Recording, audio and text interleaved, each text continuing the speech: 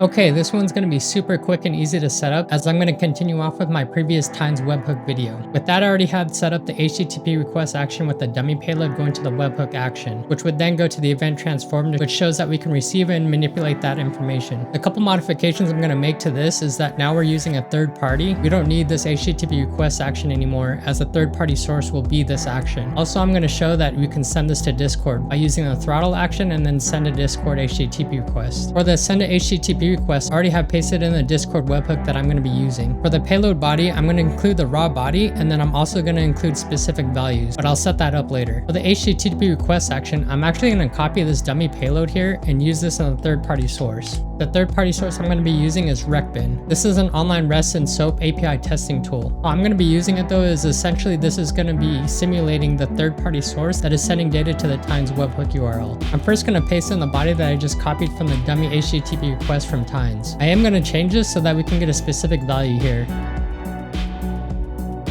With this modification, this is the specific key that I want to reference in my HTTP request send to Discord. So here in the payload builder, I can reference that.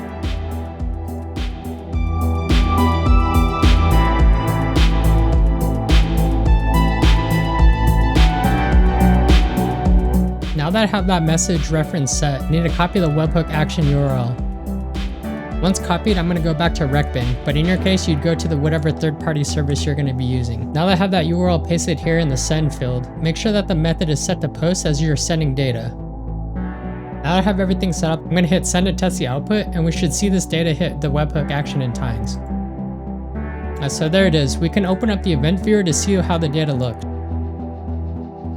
So here in the webhook body that was received, we can see the message that I set, as well as the rest of the dummy payload that was there. Now the last part is to get this to Discord. Now I've already did the message reference, but if you weren't able to do the message reference because you didn't know which keys you were using, you can go in the event viewer and copy the path. Once that path is copied, make sure the actions are linked, and then go to where you want to paste that value. Here I already have it, but I'm going to go ahead and redo it again. So now that I have that set up, whenever my third-party service sends data to this webhook action, it should trigger a send to Discord as well. We can test that now.